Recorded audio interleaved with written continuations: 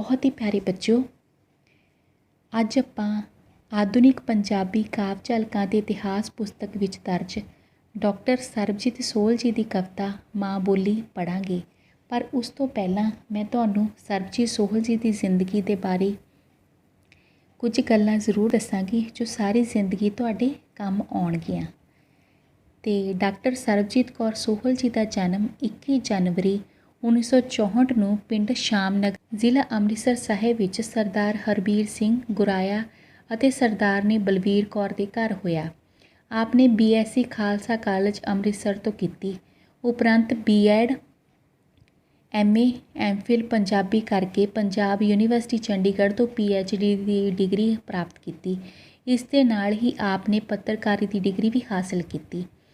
ਆਪ ਜੀ ਨੇ ਅਧਿਆਪਨ ਦੇ ਕਾਰਜ ਨਾਲ ਜੁੜੇ ਹੋਏ ਹਨ ਅਤੇ ਮੌਜੂਦਾ ਸਮੇਂ ਯੂਨੀਵਰਸਿਟੀ ਕਾਲਜ ਚੁੰਨੀ ਕਲਾਂ ਵਿਖੇ ਅਸਿਸਟੈਂਟ ਪ੍ਰੋਫੈਸਰ ਵਜੋਂ ਕਾਰਜਸ਼ੀਲ ਹਨ। ਅਧਿਆਪਨ, ਸਾਹਿਤ ਖੇਤਰ ਅਤੇ ਸਮਾਜ ਸੇਵਾ ਦੇ ਕੰਮਾਂ ਵਿੱਚ ਯੋਗਦਾਨ ਪਾਉਣ ਕਰਕੇ ਇਹਨਾਂ ਨੂੰ national award, Indira Gandhi national award ਹੈ ਜੋ ਨਾਲ ਸਨਮਾਨਿਆ ਗਿਆ। ਆਪ ਦੀਆਂ ਮੁੱਖ ਰਚਨਾਵਾਂ ਆਧੁਨਿਕ ਕਾਵਿ ਰੂਪ ਅਤੇ 3 ਕਾਵਿ ਸੰਗ੍ਰਹਿ ਸਫ਼ਰ, ਦਰ ਸਫ਼ਰ, ਐਵੇਂ ਕਿਵੇਂ, ਗੁੰਨੀ ਮਿੱਟੀ ਪ੍ਰਕਾਸ਼ਿਤ ਹੋ ਚੁੱਕੇ ਹਨ। ਸਰਬਜੀਤ ਕੌਰ ਸੋਹਲ ਆਪਣੇ ਸਿਰਜਣਾਤਮਕ ਧਰਮ ਅਤੇ ਸਮਾਜ ਨੂੰ ਪੇਸ਼ ਮਸਲਿਆਂ ਪ੍ਰਤੀ ਬਹੁਤ ਚੇਤਨ ਅਤੇ ਸੰਵੇਦਨਸ਼ੀਲ ਹਨ। ਉਹ ਪੰਜਾਬੀ ਨਾਰੀ ਸਿਰਜਕਾਂ ਵਿੱਚੋਂ ਅਸਲੋਂ ਵੱਖਰੇ ਮੁਹਾਵਰੇ ਵਿੱਚ ਲਿਖਣ ਵਾਲੇ ਹਨ।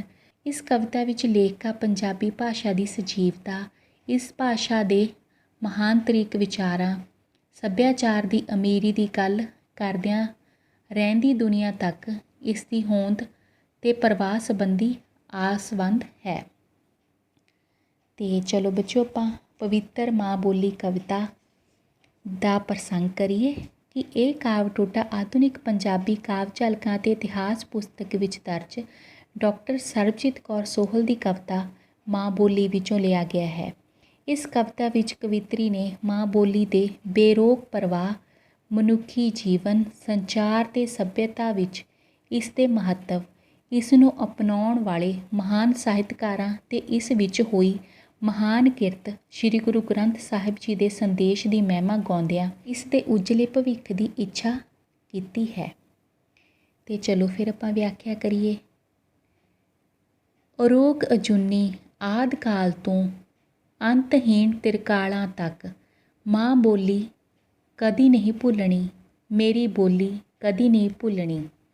ਕਵਿੱਤਰੀ ਕਹਿੰਦੀ ਹੈ ਕਿ ਮਾਂ ਬੋਲੀ ਪੰਜਾਬੀ ਦਾ ਪ੍ਰਵਾਹ ਸਾਡੇ ਸੱਭਿਆਚਾਰ ਵਿੱਚ 3 ਕਾਲਾਂ ਭੂਤ, ਭਵਿੱਖ, ਵਰਤਮਾਨ ਤੋਂ ਲਗਾਤਾਰ ਤੇ ਬਿਨਾਂ ਕਿਸੇ ਤਬਦੀਲੀ ਤੋਂ ਵਹਿ ਰਿਹਾ ਹੈ। ਇਸ ਕਰਕੇ ਮਾਂ ਬੋਲੀ ਸਾਨੂੰ ਕਦੇ ਨਹੀਂ ਭੁੱਲ ਸਕਦੀ। ਇਹ ਮੇਰੀ ਆਪਣੀ ਬੋਲੀ ਹੈ, ਇਹ ਮੈਨੂੰ ਕਦੇ ਵੀ ਨਹੀਂ ਭੁੱਲ ਸਕਦੀ। ਰੋਕ ਦਾ ਮਤਲਬ ਹੁੰਦਾ ਨਾ ਰੁਕਣ ਵਾਲਾ। ਅਜੂਨੀ ਜੋ ਜੂਨਾਂ ਵਿੱਚ ਨਾ ਪਵੇ, ਤਬਦੀਲੀ ਨਾ ਆਵੇ, ਮਤਲਬ ਤਿਰਕਾਲਾਂ 3 ਕਾਲ ਭੂਤ, ਭਵਿੱਖ ਤੇ ਵਰਤਮਾਨ। ਬੋਲੀ ਤਾਂ ਹੈ ਮਾਧਿਅਮ ਸੰਚਾਰ ਦਾ, ਬੋਲੀ ਤਾਂ ਹੈ ਪ੍ਰਵੀਨਤਾ ਅੰਦਾਜ਼ ਦਾ। ਵੀ ਬੋਲੀ ਕੀ ਹੈ? ਇੱਕ ਮਾਧਿਅਮ ਆ ਕਿਹਦਾ? ਆਪਣੇ ਜੋ ਵਿਚਾਰਾਂ ਨੂੰ ਆਪਾਂ ਆਦਾਨ ਪ੍ਰਦਾਨ ਕਰਦੇ ਹਾਂ। ਪ੍ਰਵੀਨਤਾ ਮਤਲਬ ਹੁੰਦੀ ਹੈ ਨਿਪੁੰਨਤਾ। ਠੀਕ ਹੈ ਕਿ ਮੇਰੀ ਪੰਜਾਬੀ ਬੋਲੀ ਹੋਰਨਾਂ ਨਾਲ ਸੰਚਾਰ ਦਾ ਮਾਧਿਅਮ ਹੈ। ਇਹ ਤਾਂ ਮਨੁੱਖ ਦੇ ਜਿਉਂਦੇ ਰਹਿਣ ਦੇ ਅੰਦਾਜ਼ ਦੀ ਨਿਪੁੰਨਤਾ ਹੈ।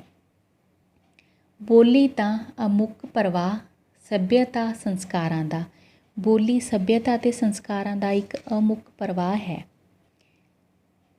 ਬੋਲੀ ਮੇਰੀ ਪੁਲ ਬਣੇ ਸਾਂਝਾਂ ਦਾ, ਵਿਸ਼ਵਾਸਾਂ ਦਾ।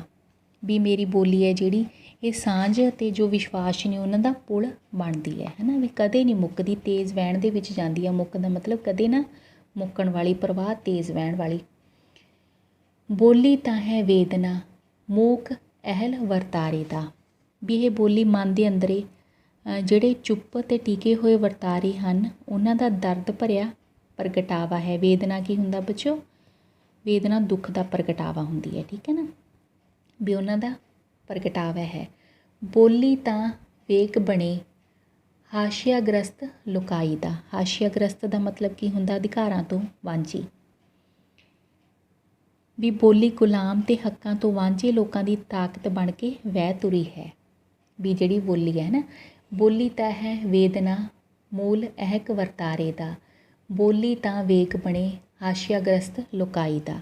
ਵੀ ਸਾਰਿਆਂ ਦੇ ਦਰਦ ਗੁਲਾਮੀ ਦੀ ਇੱਕ ਮਤਲਬ ਜੋ ਇੱਕ ਤਾਕਤ ਹੈ ਬਣਦੀ ਹੈ, ਹੱਕ ਲਈ ਲੜਨ ਦੀ ਤਾਕਤ ਬਣਦੀ ਹੈ।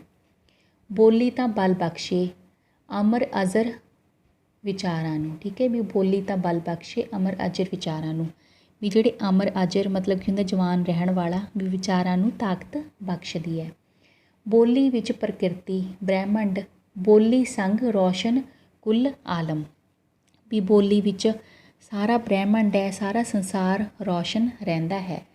ਫਰੀਦ ਦੇ ਕੰਧਾੜੇ ਚੜ੍ਹ ਕੇ ਨਾਨਕ ਵਿਹੜੇ ਆਈ ਜੋ, ਵੀ ਜੋ ਬਾਬਾ ਫਰੀਦ ਜੀ ਨੇ ਬਹੁਤ ਲਿਖਿਆ ਬੱਚੇ, ਉਹਦੇ ਕੰਧਾੜੇ ਚੜ੍ਹ ਕੇ ਨਾਨਕ ਦੇ ਵਿਹੜੇ ਆਈ, ਵੀ ਨਾਨਕ ਜੀ ਨੇ ਸ਼੍ਰੀ ਗੁਰੂ ਨਾਨਕ ਦੇਵ ਜੀ ਨੇ ਗੁਰੂ ਸਾਹਿਬਾਨ ਨੇ ਬਹੁਤ ਕੁਝ ਲਿਖਿਆ ਇਹਦੇ ਵਿੱਚ।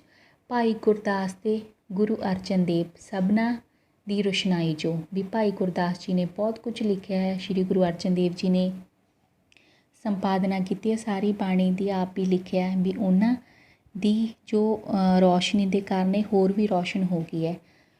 ਗੁਰੂ ਗ੍ਰੰਥ ਦੀ ਸਾਂਝੀ ਵਾਲਤਾ ਕੁੱਲ ਆਲਮ ਲਈ ਲਿਆਈ ਜੋ, ਵੀ ਸਾਂਝੀ ਵਾਲਤਾ ਦਾ ਮਤਲਬ ਕੀ ਹੈ ਬੱਚੋ, ਵੀ ਸ਼੍ਰੀ ਗੁਰੂ ਗ੍ਰੰਥ ਸਾਹਿਬ ਦੇ ਵਿੱਚ ਕੋਈ ਭੇਦਭਾਵ ਨਹੀਂ ਕੀਤਾ ਹੋਇਆ, ਸਾਰੇ ਧਰਮਾਂ ਦਾ ਸਾਂਝਾ ਹੈ, ਸਾਰੀਆਂ ਜਾਤਾਂ ਪਾਤਾਂ ਦਾ, ਵੀ ਆਲਮ ਸਾਰੇ ਲੋਕਾਂ ਦੀ ਜੋ ਸਾਂਝੀ ਹੈ ਇਹ, ਠੀਕ ਹੈ ਨਾ। ਗੁਰੂਆਂ ਦੀ ਵਰਸਾਈ ਬੋਲੀ ਇਹ ਮੇਰੀ ਪੰਜਾਬੀ ਬੋਲੀ, ਮੇਰੇ ਗੁਰੂਆਂ ਨੇ ਇਸ ਨੂੰ ਭੇਜਿਆ ਏ, ਠੀਕ ਹੈ, ਵਰ ਪ੍ਰਾਪਤ ਹੋਏ ਨੇ, ਵਰਸਾਈ ਮਤਲਬ ਵਰ ਪ੍ਰਾਪਤ ਹੋਏ ਨੇ ਮੇਰੀ ਪੰਜਾਬੀ ਬੋਲੀ ਨੂੰ। ਮੇਰੀ ਅਭਿਵਿਅਕਤੀ ਮੇਰੀ ਜਾਨ, ਪੰਜਾਬੀ ਬੋਲੀ ਮੇਰੀ ਪਹਿਚਾਣ, ਅਭਿਵਿਅਕਤੀ ਦਾ ਮਤਲਬ ਕੀ ਹੁੰਦਾ ਪ੍ਰਗਟਾਵਾ, ਠੀਕ ਹੈ, ਮੇਰੀ ਪੰਜਾਬੀ ਬੋਲੀ ਮੇਰਾ ਪ੍ਰਗਟਾਵਾ ਏ, ਠੀਕ ਹੈ, ਮੇਰੀ ਜਾਨ ਹੈ, ਜਿੰਦ ਹੈ, ਮੇਰੀ ਪਹਿਚਾਣ ਹੈ। ਆਦਿ ਕਾਲ ਤੋਂ ਅੰਤਹੀਣ ਤਿਰਕਾਲਾਂ ਤੱਕ ਮਾਂ ਬੋਲੀ ਕਦੀ ਨਹੀਂ ਭੁੱਲਣੀ, ਮੇਰੀ ਬੋਲੀ ਕਦੀ ਨਹੀਂ ਭੁੱਲਣੀ, ਜੀਵੇ ਸ਼ਾਲਾ ਜਵਾਨੀਆਂ ਮਾਣੇ, ਮੇਰੀ ਬੋਲੀ ਸਰਬੱਤ ਦਾ ਭਲਾ ਚਾਵੇ, ਠੀਕ ਹੈ, ਵੀ ਜਿੰਨੇ ਵੀ ਕਾਲ ਨੇ ਭੂਤ ਭਵਿੱਖ ਵਰਤਮਾਨ ਵੀ ਸਾਰੇ ਕਿਤੇ ਇਹ ਚੱਲਦੀ ਆ ਰਹੀ ਹੈ, ਕਦੇ ਨਹੀਂ ਖਤਮ ਹੋਣ ਵਾਲੀ, ਠੀਕ ਹੈ, ਵੀ ਮੇਰੀ ਇੱਛਾ ਹੈ ਸਦਾ ਜਵਾਨ ਰਹੇ। ਮੈਂ ਆਪਣੀ ਬੋਲੀ ਨੂੰ ਬਹੁਤ ਪਿਆਰ ਕਰਦੀ ਹਾਂ, ਇਹ ਸਭ ਦਾ ਭਲਾ ਚਾਹੁੰਦੀ ਹੈ। ਸੱਚਮੁੱਚ ਬੱਚੋ ਪੰਜਾਬੀ ਬੋਲੀ ਹੈ ਜੋ ਬਹੁਤ ਮਹਾਨ ਹੈ, ਬਹੁਤ। ਅਤੇ ਹੁਣ ਆਪਾਂ ਕੇਂਦਰੀ ਭਾਵ ਕਰਦੇ ਹਾਂ ਕਿ ਪੰਜਾਬੀ ਮਾਂ ਬੋਲੀ ਦਾ ਪ੍ਰਵਾਹ ਸਾਡੇ ਸੱਭਿਆਚਾਰ ਵਿੱਚ ਆਦਿ ਕਾਲ ਤੋਂ ਚੱਲਦਾ ਆ ਰਿਹਾ ਹੈ, ਕਦੇ ਨਹੀਂ ਬਦਲਦਾ, ਤਬਦੀਲੀ ਨਹੀਂ ਆਉਂਦੀ। ਇਹ ਮਾਂ ਬੋਲੀ ਸਾਨੂੰ ਕਦੇ ਵੀ ਨਹੀਂ ਭੁੱਲ ਸਕਦੀ ਅਤੇ ਇਸ ਨੂੰ ਕਦੇ ਭੁਲਾਇਆ ਵੀ ਨਹੀਂ ਜਾ ਸਕਦਾ। ਇਹ ਸਾਡੇ ਸੰਚਾਰ ਦਾ ਮਾਧਿਅਮ ਹੈ। ਬੋਲੀ ਤਾਂ ਮਨੁੱਖ ਦੇ ਜਿਉਣ ਦਾ ਅੰਦਾਜ਼ ਦੀ ਨਿਪੁੰਨਤਾ ਹੁੰਦੀ ਹੈ। ਬੋਲੀ ਸੱਭਿਅਤਾ ਅਤੇ ਉਸਦੇ ਸੰਸਕਾਰਾਂ ਦਾ ਅਮੁੱਕ ਪ੍ਰਵਾਹ ਹੁੰਦੀ ਹੈ। ਇਹ ਸਾਂਝੇ ਵਿਚਾਰਾਂ ਅਤੇ ਸਾਂਝੇ ਵਿਸ਼ਵਾਸਾਂ ਦਾ ਇੱਕ ਪੁਲ ਹੈ। ਇਹ ਮਨੁੱਖ ਦੇ ਮਨ ਦੇ ਅੰਦਰਲੇ ਚੁੱਪ ਤੇ ਟਿਕੇ ਹੋਏ ਵਰਤਾਰੇ ਦਾ ਦਰਦ ਭਰਿਆ ਪ੍ਰਗਟਾਵਾ ਹੈ। ਬੋਲੀ ਹੱਕਾਂ ਤੋਂ ਵਾਂਝੇ ਗੁਲਾਮਾਂ ਦੇ ਵਿਚਾਰਾਂ ਨੂੰ ਤਾਕਤ ਬਖਸ਼ਦੀ ਹੈ।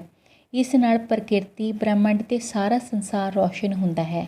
ਪੰਜਾਬੀ ਮਾਂ ਬੋਲੀ ਸ਼ੇਖ ਫਰੀਦ, ਗੁਰੂ ਨਾਨਕ ਦੇਵ ਜੀ ਅਤੇ ਅਰਜਨ ਦੇਵ ਜੀ ਅਤੇ ਭਾਈ ਗੁਰਦਾਸ ਜੀ ਦੀ ਵਰਸਾਈ ਹੈ, ਵਰ ਪ੍ਰਾਪਤ ਹੋਇਆ ਹੈ।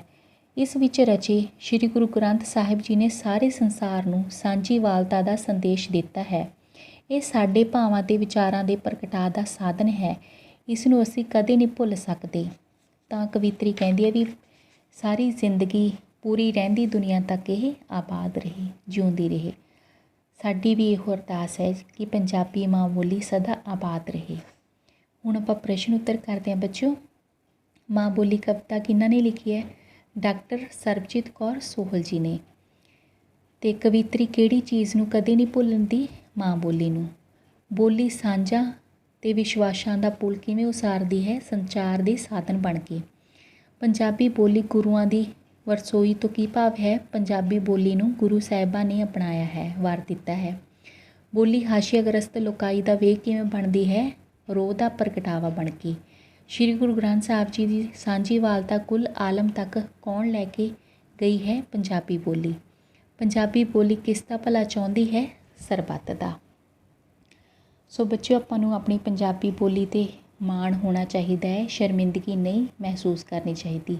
ਸਗੋਂ ਦੂਰ ਦੂਰ ਤੱਕ ਸਾਨੂੰ ਇਸ ਦੇ ਭਾਵਾਂ ਨੂੰ ਪਹੁੰਚਾਉਣਾ ਚਾਹੀਦਾ ਹੈ।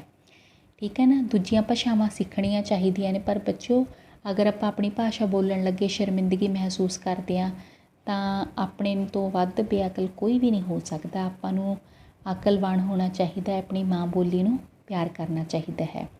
ਅੰਗਰੇਜ਼ ਇੱਥੇ ਆਏ ਸੀ, ਉਹਨਾਂ ਨੇ ਅੰਗਰੇਜ਼ੀ ਆਪਣੀ ਛੱਡੀ ਨਹੀਂ ਸੀ, ਸਗੋਂ ਕੁੱਲ ਦੁਨੀਆ ਤੱਕ ਪਹੁੰਚਾਇਆ ਉਸਨੂੰ। ਇਸ ਤਰ੍ਹਾਂ ਆਪਾਂ ਨੂੰ ਵੀ ਕਰਨਾ ਚਾਹੀਦਾ ਬੱਚਿਓ, ਠੀਕ ਹੈ।